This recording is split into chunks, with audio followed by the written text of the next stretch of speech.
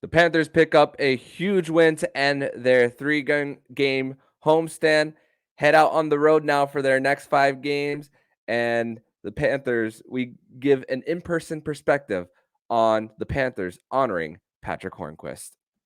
You're Locked On Panthers, your daily podcast on the Florida Panthers. Part of the Locked On Podcast Network, your team every day.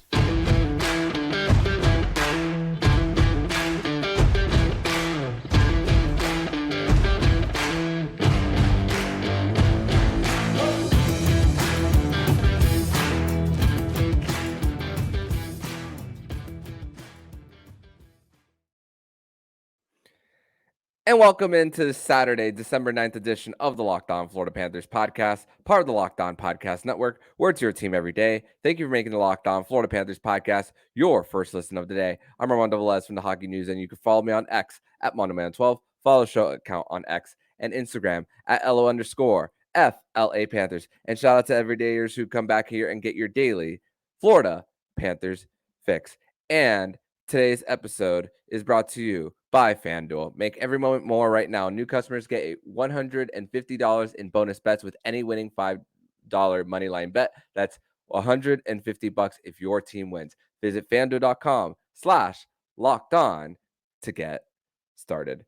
And once again, Panther fans, if you have Locked On Panthers as one of your top podcasts on Spotify Rap, make sure to show us on X, or on Instagram at LO_FLA Panthers, or myself at MondoMan12.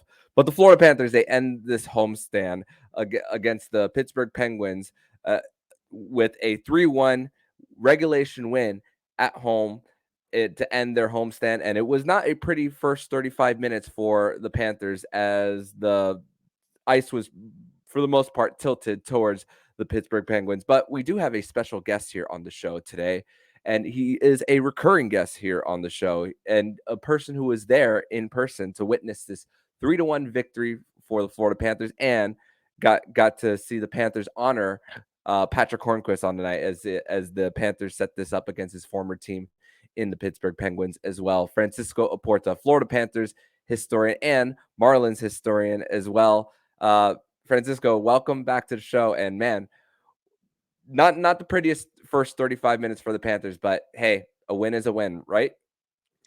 Yeah, they got it done. You know how dedicated I am to your show, Armando. I actually went to the game. I got a credential. I was sitting up there in the press box with everybody, just rubbing elbows with George Richards. So, that's how dedicated I was to being on this show, to give you a first-person perspective as to what happened today between the Pens and the Cats.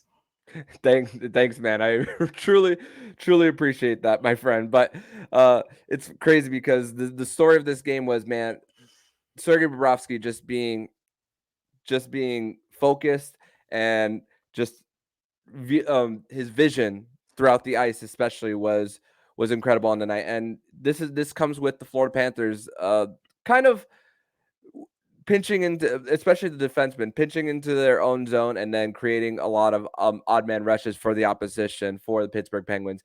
Really, in the first period, Sidney Crosby got quite a few breakaways on his own for on this one, and Sergei Bobrovsky was just there to stop a lot of them. I mean, the only goal that he gave up was a battle that the Pens had it was trickling into the Panther zone.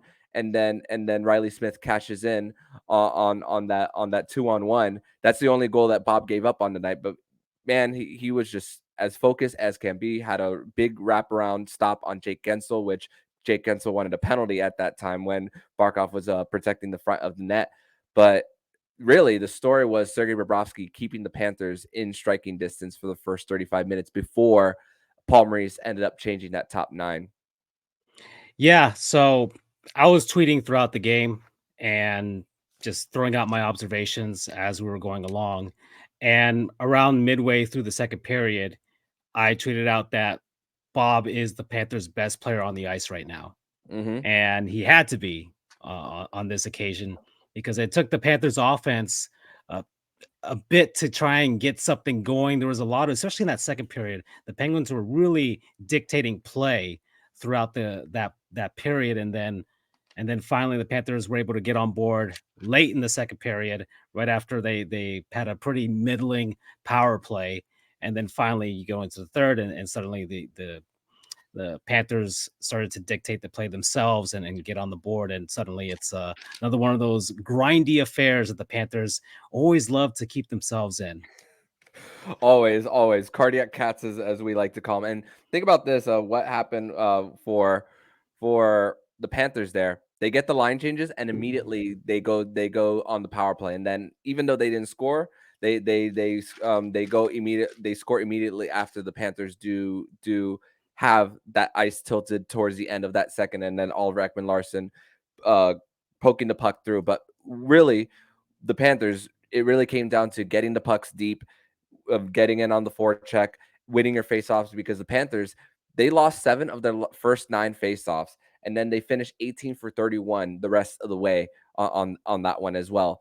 And when the top 9 was shuffled, the shot attempts for to shot attempts against Corsi 31-6 after that point, and shots on goal were 12-3.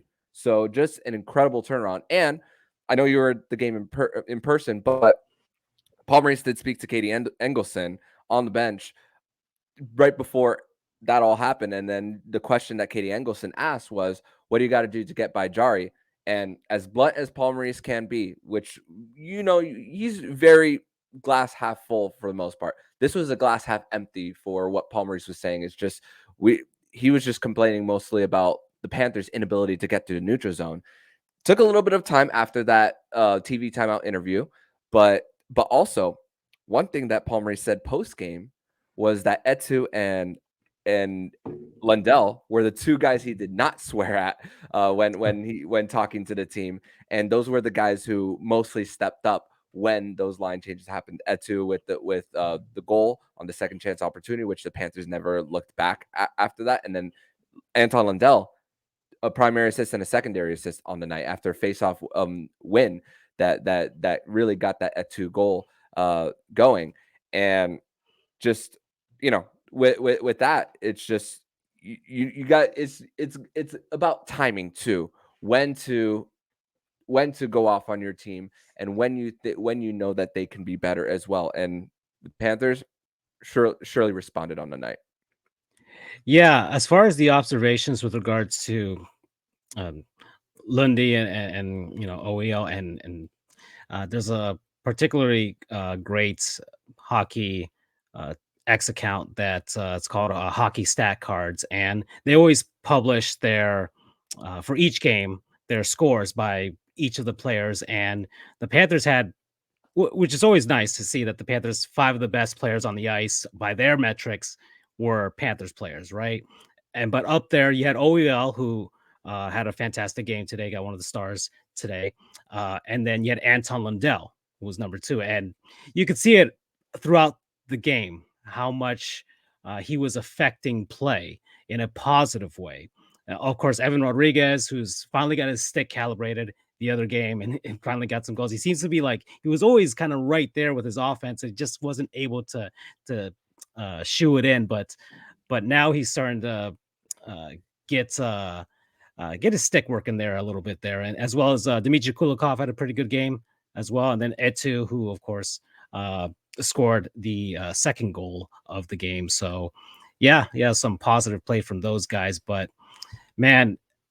And then, of course, early on in the game, in the first period, like Tkachuk had a fantastic opportunity to win off the pipe, which was right there. But the offense had a tough time going midway through that game, and Maurice's comments mid game were warranted. Yeah, and we saw that Montour was trying to find Tkachuk multiple times. There was one shot pass that just couldn't connect to the tape, and then redirected off of Tkachuk's skate, and there was a little bit of an open net there and just couldn't connect there to score there. And here's also a very impressive thing: Gus Forsling did not have the best night. A lot of poor breakouts, but at the end, the Panthers did get a very fortunate block shot, and the puck getting stuck in Gus's equipment to get a face-off opportunity for for an opportunity to get the puck and clear the zone as well. So very fortunate situation, but also we got to consider not trying to discredit the Panthers winning, but the Pittsburgh Penguins did go into this night a little bit banged up and had a lot of call-ups from Wilkes-Barre, Scranton on the night as well. Noel Acciari went on IR prior to the game as well, so a little bit of a situation there for the Pittsburgh Penguins. And thankfully, even with that 6-on-4, the Panthers they were able to lock it down when needed most as well. So that's in Pittsburgh. For their last 37 now on the power play. So not the best time going right now in Pittsburgh for sure. But we're going to transition over to segment number 2, where we are going to discuss our 3 stars and when we thought this game was won or lost. We're going to discuss that more here on the Locked On Florida Panthers podcast. Today's episode is brought to you by Jace Medical. And I know we come to sports to escape from some of the crazy realities of real life, but can we just talk for a minute about preparing for real life? According to the FDA, pharmacies are running out of antibiotics like amoxicillin right in the middle of the worst flu season in over a decade. That is scary. I can't imagine a more helpless feeling than if your significant other or one of your or a loved one gets sick and it kept them from getting life-saving medication that they needed. Thankfully, you will be okay because of Jace Medical. The Jace case is a pack of 5 different antibiotics to treat a long list of bacterial illnesses, including UTIs, respiratory infection, sinusitis, skin infections, among others. This stuff could happen to any of us. Visit jacemedical.com and complete your physician encounter.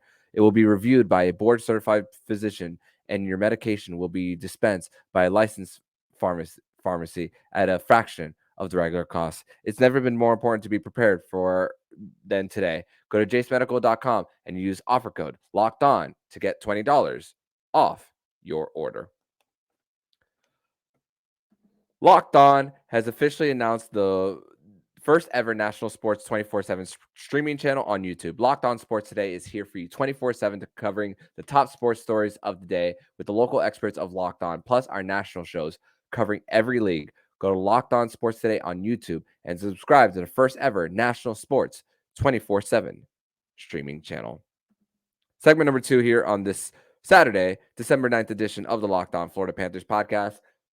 Thank you once again for making the Locked On Florida Panthers podcast your first listen of the day here on a Saturday, where the Florida Panthers are coming off a 3-1 victory over the Pittsburgh Penguins to end their 3-game homestand at 2-1-0, right before hitting the road for the next 5 from Columbus all the way to Western Canada and Seattle. But Francisco, 3 stars of the night. This one is pretty easy for me. Bobrovsky's number 1. Eetu Luostarinen is number 2 for getting the GWG.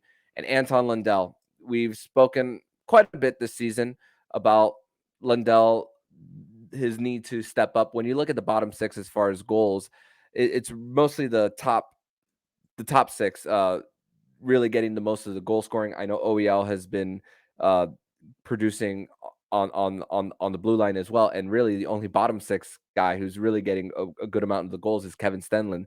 But Anton Lundell, even though he did not get a goal on the night, he was consistently noticeable as well. And really, this game changed as when Panthers started getting the bodies really to the net, and that's what happened when you crash. And you for the Panthers, Lundell was that guy in front of the net where all eyes were on him, and then they lose Oliver Ekman-Larsson there for that first one, and then that key faceoff win for the Finnish forward, to resulting in Etu's goal. So I thought those are my 3 stars of the night. How about yourself, my friend?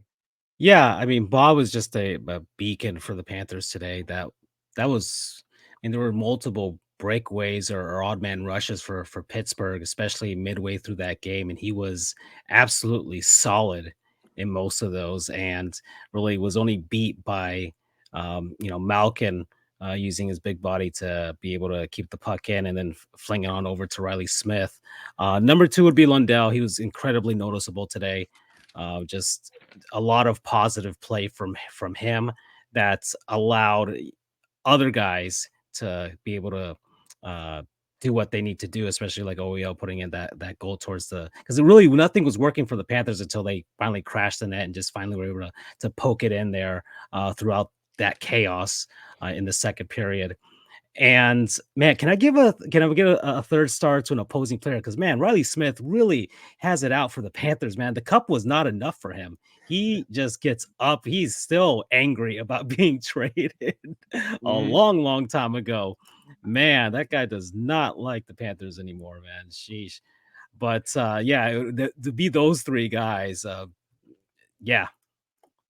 Yeah, and it's just and Panther fans haven't forgotten his comments after during COVID about playing in a bubble and talking about the crowd. But look, recently, when you look at the average attendance, I mean, this is a Friday night. A lot of people are out of school as well. They don't work tomorrow, and the Panthers are averaging almost 18,000 a game. They're in the top 10.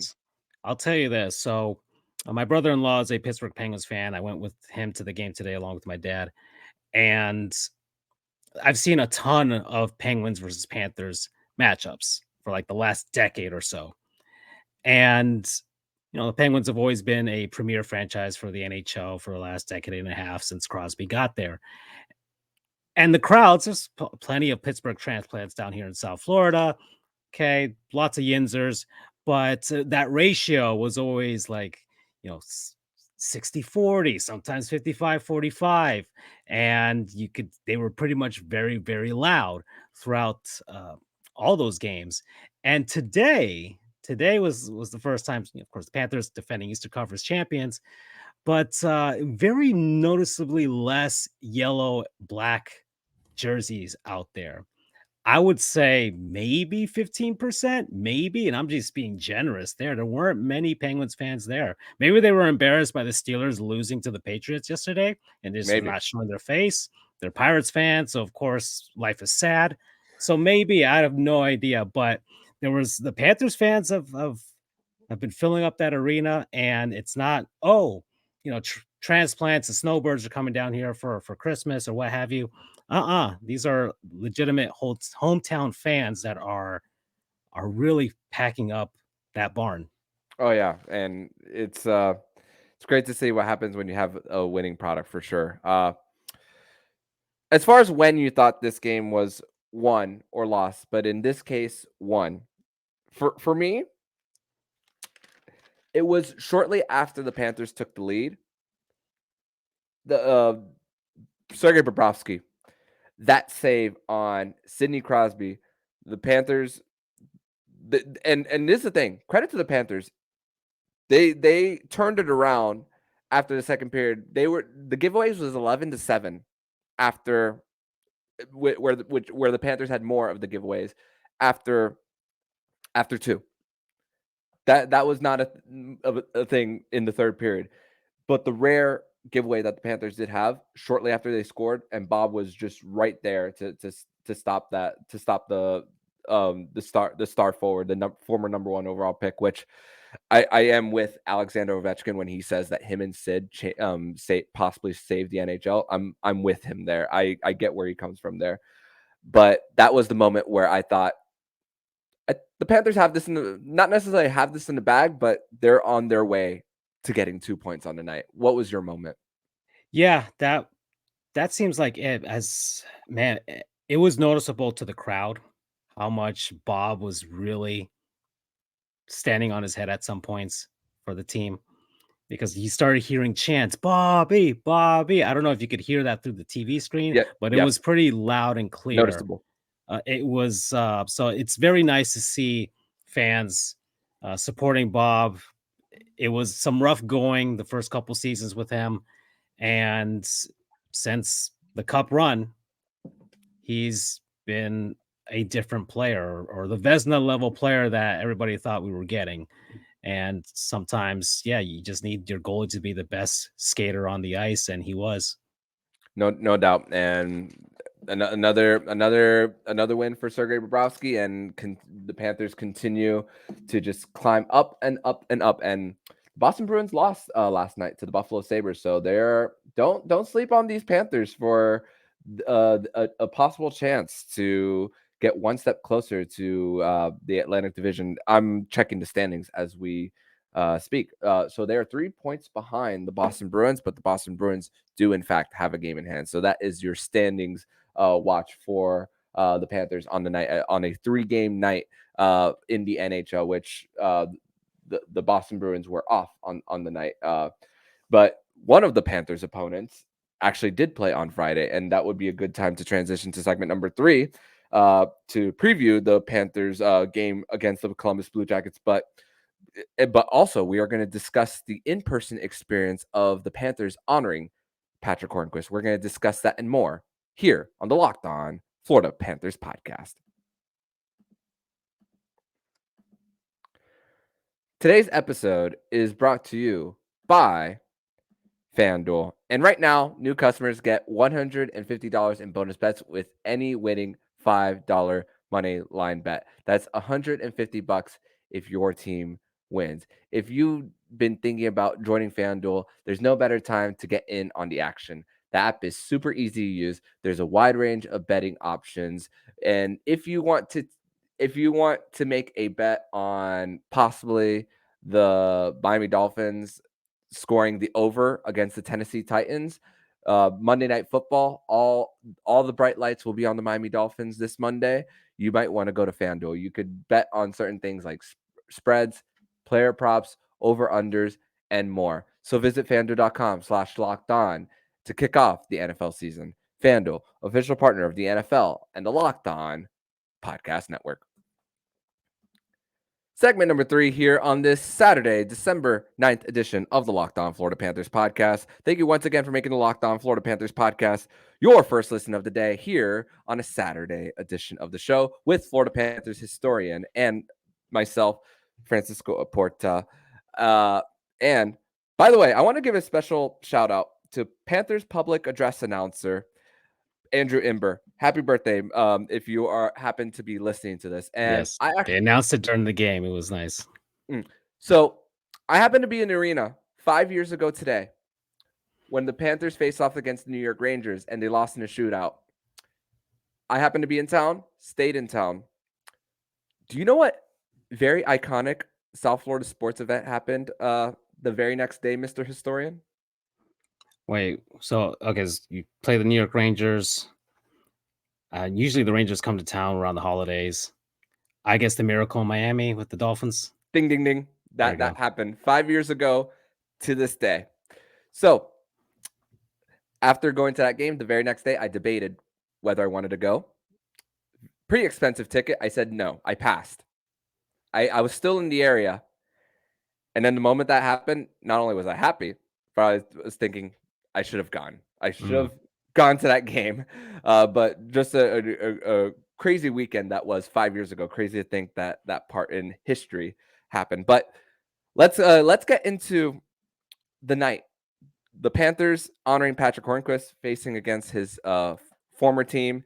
And let's not forget the story of Patric Hornqvist even being traded. He had to waive his no trade clause in order to come here and all. And just and this was at the beginning of Bill Zito's tenure as the GM. And and they showed the video on the broadcast and of course the socials as well. They shared it there. But as far as the in-person, the ceremonial puck drop with Sid the Kid and Barkov, and what were your thoughts on the ceremony? I mean, it was nice. It just, he's not getting his number retired or anything like that, but it was a great acknowledgement for both sides, both clubs there that he, most recently played for to end his career, to show how much he meant to both the Penguins and the Panthers. I think trades like that are like statement trades where, Zito brings in a guy like Hornqvist, who's a glue guy, character guy, and someone that brings a culture shift for the Panthers, because remember, he came along in 2020, right? That was a 2019-20 season, I believe, and 2021. 2021, sorry. And that was the Panthers transitioning away from the Dale Talon era and into this era. And you need guys to be on board and buy in, not only from the internal perspective, but from outside as well.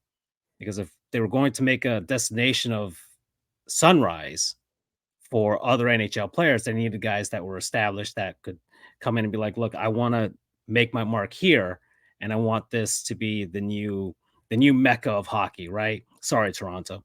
Uh, but it starts with something like that, where you get one guy that's like, hey, I want to be here, and I want other guys to come along with me. We've got a great group of guys, got Barkov, got Ekblad. Like, this is it. This is where it's at in Sunrise, and it's not cold in December. Like, that's something that is incredibly important for the Panthers. And now you see it. You see it.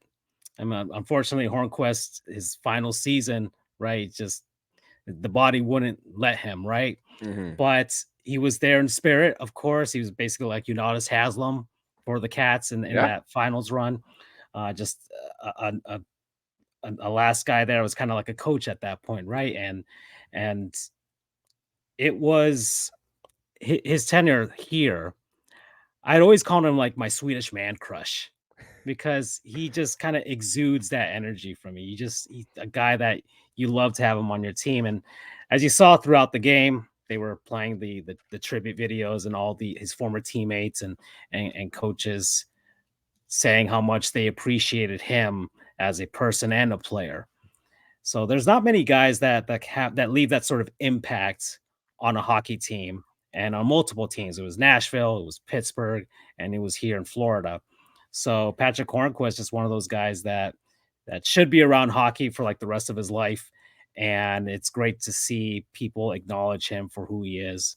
So yeah, it was a great ceremony. He was there with his wife and his two kids. So very, very nice.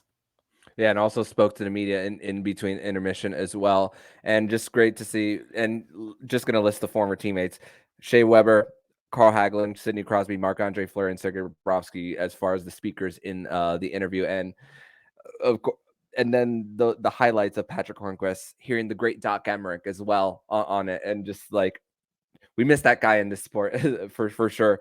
And also some of the other things that other guys said. Gus Forsling, his fellow countryman, saying that he called him, saying that the team needed him when he was claimed off of waivers, and then he did sit down with Jessica Blaylock during the intermission as well, and spoke about how the decision for him was easy when it came to skating with Montour and Ekblad, helping them out and getting their conditioning right as well, and the guy who just likes to be hands-on as well. So big congratulations to Patric Hornqvist, and hopefully now that he's in the hockey operations side of things with the Panthers, that he'll have just as successful of a career as on the ice, off the ice, as he did on.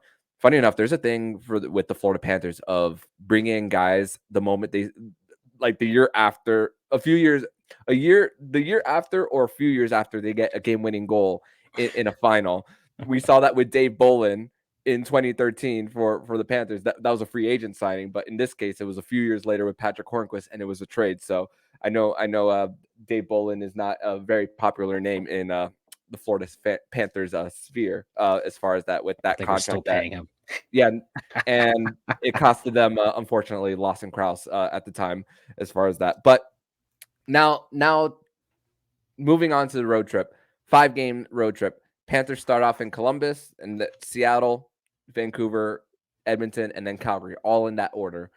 For this next one specifically coming up, Panthers, second time they'll be seeing the Columbus Blue Jackets. In last matchup at home, blew a 3-0 lead, and came back late. Nick Cousins scores on a turnover by Ivan Provorov, and then Carter Higgy gets the game winner as well. But the Blue Jackets did break their 3-game losing streak tonight against the St. Louis Blues. But the big storyline for Columbus is just benchings and scratches. We've seen that with Patrick Laine. We've seen that with Johnny Gaudreau, and the minutes distribution between their young guys and the top guys, the Adam Fantillis, the Kent Johnsons.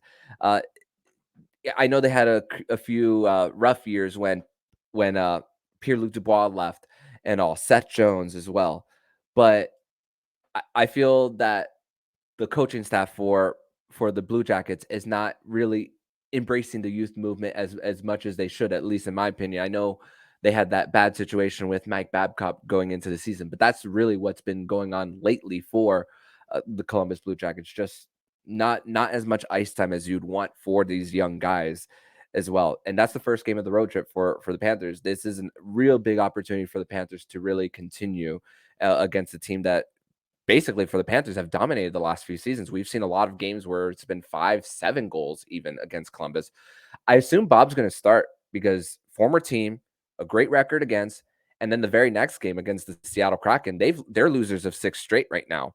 And Anthony Stolarz has been decent, and the depth scoring, the Seattle has depth scoring, but they don't have that go-to guy as well. Yeah, Jared McCann scored 40, but maybe we see that kind of goalie rotation, at least to the start of the road trip. I know it's really hard to predict these things, but how are you viewing the upcoming road trip for the Panthers? Well, it's going to be a long one. That's northwest swing is usually pretty tough just by the travel distance and everything alone. But and there's some interesting storylines there with Columbus. It's a terrible team that the Panthers should beat. They should beat. Now, what do they do? Well, we'll see. But I feel like that from my perspective, Stolar should start that game and save Bob for Seattle. And then you have Vancouver's playing pretty well. People are trying to see whether they've had a lot of statistically a lot of puck luck to start this season, and sometimes that helps out a team at the beginning to kind of push them forward. But people are trying to see if that'll balance itself out, and we'll see how. But Vancouver's got a pretty solid team just to start. Of course, Quinn Hughes out there as well, and then you have the interesting cases of the two Alberta teams, who whether they play up to their potential is what we'll see. Now, Edmonton can be kind of scary, especially right sleeping now. Giants awake. Exactly. So they're winning 4-3 right now against the exactly. Wild. So those are very dangerous games out there in Alberta, but especially Edmonton right now because they're trying to play a lot of catch up right now, and there's only so long that offense can not produce, and McDavid has just been playing like a man on fire right now, and he has to, but especially ever since the meme came out with him just looking absolutely angry on the bench. If you guys get an opportunity to look up McDavid's goal tonight against the Minnesota Wild, please do so, because it is an absolute filthy goal that he just made Marc-Andre Fleury look silly on the night. So definitely want you guys to look up that goal by Connor McDavid, and I believe they're winners of 5 straight at the moment. Looking this up as we speak, so they're winners of 5 straight, about to be 6. So things are working out for them, and that Saturday night, Hockey Night in Canada, they'll be sharing the same time slot as the Tampa Bay Lightning versus Calgary Flames. So a lot of the Canadian fans are going to be able to see Alberta v Florida.